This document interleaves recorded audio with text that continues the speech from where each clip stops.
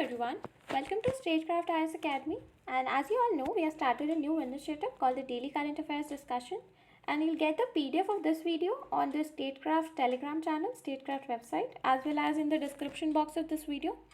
So let's get started with the current affairs. Our first topic of discussion is State of Finance for Nature Report. So this report has been released by United Nations Environment Programme, that is UNEP, World Economic Forum, that is WEF, and the Economics of Land Degradation Initiative. So basically this report tracks the global trends in public and private investment in nature-based solutions. So this nature-based solutions refers to the sustainable management and use of nature to tackle socio-environmental challenges. So basically these nature-based solutions include regulating water supplies, avoiding soil erosion and landslides, conserving and restoring land management actions, increasing the carbon storage, avoiding greenhouse gas emissions, etc.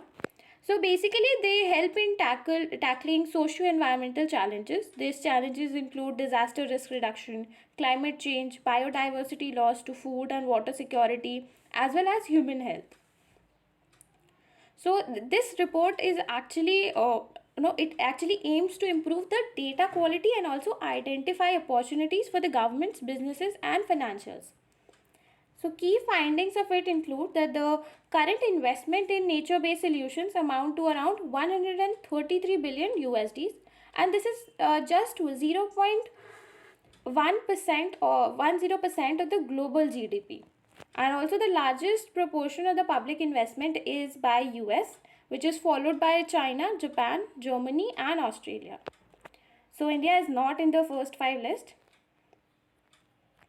Next we'll talk about iFamilia. So this iFamilia, it's a global database to identify missing persons and it is being launched by Interpol. So this iFamilia, they identify missing persons through family DNA and also help police to solve cold cases in member countries. Next we'll see performance grading index. So this has been released by Ministry of Education. So note it Ministry of Education releases this performance grading index, and it is a tool to grade all the states and UTs on their performance across 70 indicators on school education. Okay, and it was published in 2019, and these indicators are grouped into two categories. First is outcomes and the second is governance and management. And the objective behind is to encourage the states and UT to adopt best practices like online recruitment, transfer of teachers, electronic attendance of students and teachers, etc. So basically, such type of index actually create an environment of competition and also help the other states and UTs to perform to their best of their abilities. So its significance include that the grading system will assess the states and UTs to identify the gaps and also design appropriate interventions to bridge them.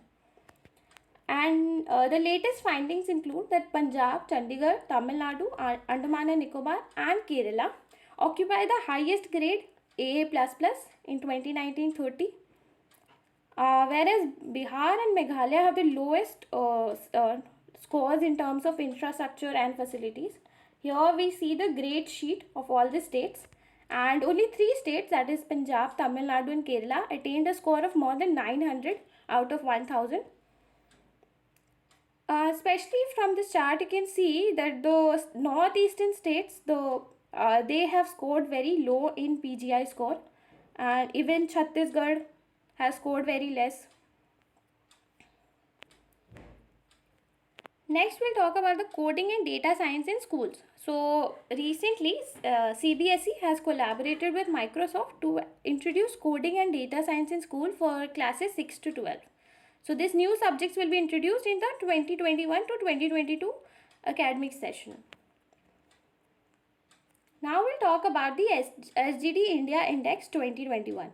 So this SGD India Index is been released by Niti Aayog, and also it is important to note all the other indexes or the reports that has been released by Niti Aayog as it is an important organization in India. So its reports are also important in terms of UPSC.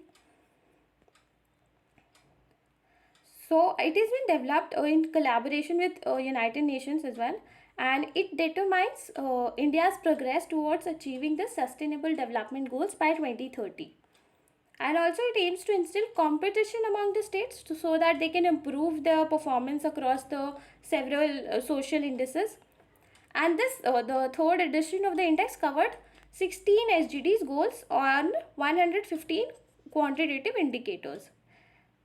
Earlier it only included 13 SDGs.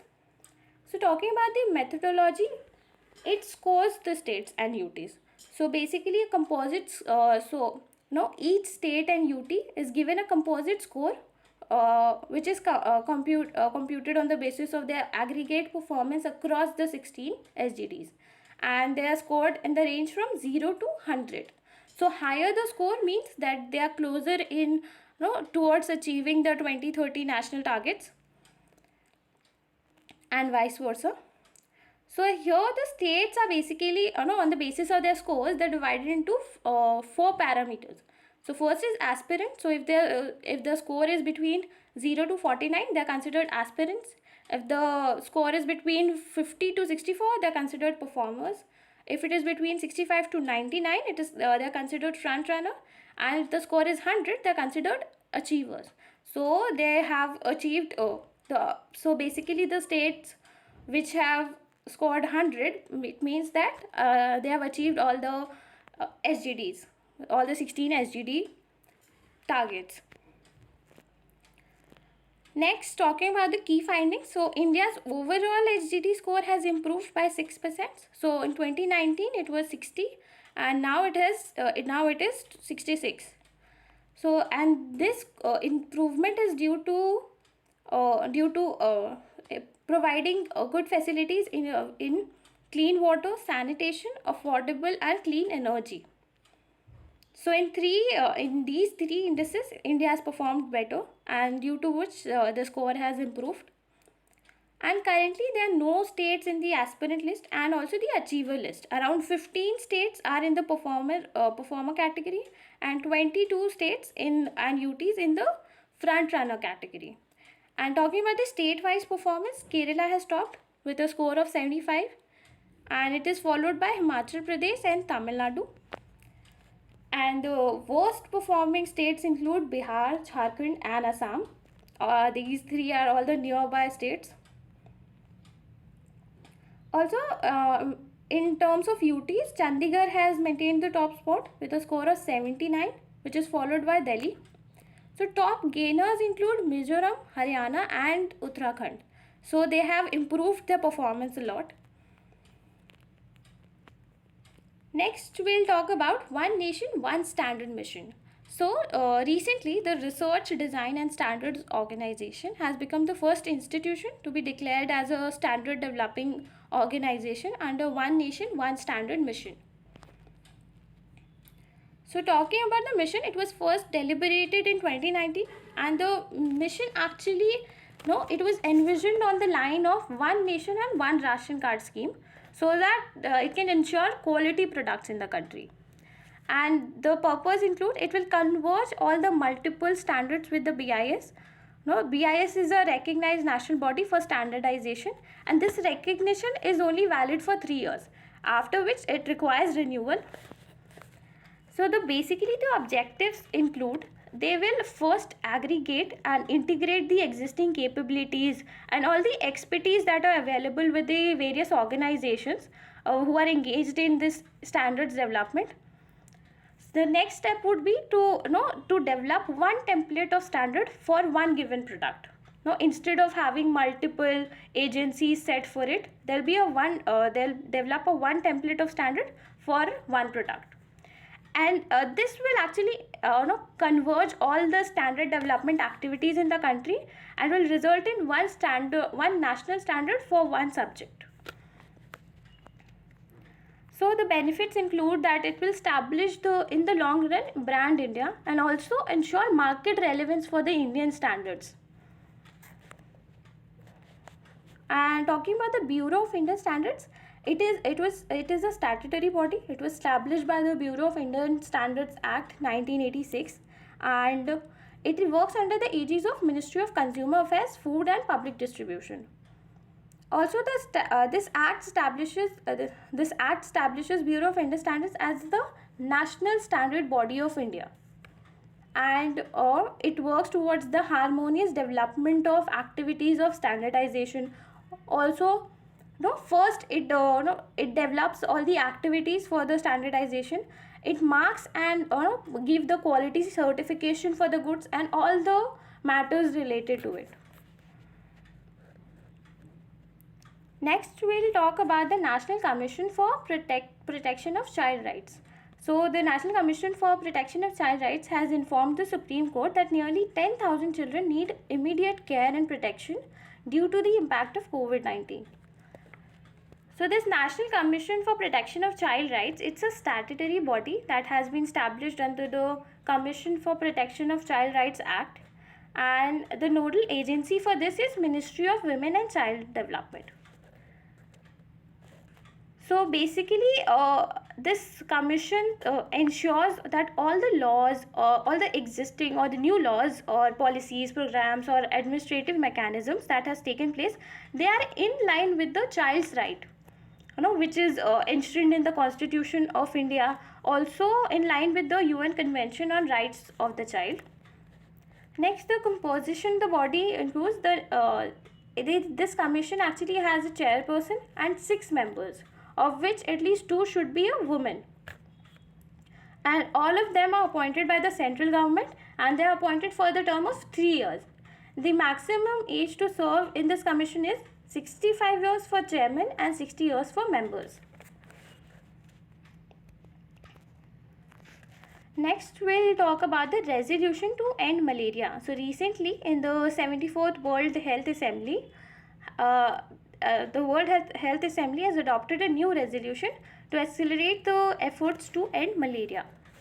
So this resolution is led by USA and Zambia, and they urge the member states to step up their progress on containing the disease, and it is in line with the WHO's updated global malaria strategy and the WHO's guidelines for malaria. And the resolution has called on countries to expand their investment and scale up their funding for a global response, and this will further boost investment in the research and development of new tools which will help in containing the disease. Also, talking about the WHO's global malaria program, it is responsible for coordinating the WHO's global efforts to control and eliminate malaria, and it is guided by the Global Technical Strategy for Malaria 2016 and to 2030. Talking about the malaria, that is the disease, it is a life-threatening mosquito-borne blood disease. Okay, and this is caused by Plasmodium parasites. So note, it is caused by a parasite. It is not caused by any bacteria, fungi or a virus. It is caused by a parasite. So parasite is also one of the pathogens. And it is predominantly found in tropical, subtropical areas of Africa, South America as well as Asia. And what basically happens is the parasite spreads through the bite of an infected female Anopheles mosquito, and after entering the body, this parasite initially multiplies within the liver cells and then attack the red blood cells, which results in rupture. And there are 5 parasite species that cause malaria in humans, and the 2 include Plasmodium falciparum and Plasmodium vivax. They possess the greatest threat. The symptoms of the disease include fever and flu-like illness, including shaking chills, headache, muscle aches and tiredness. But the disease is preventable and as well as curable.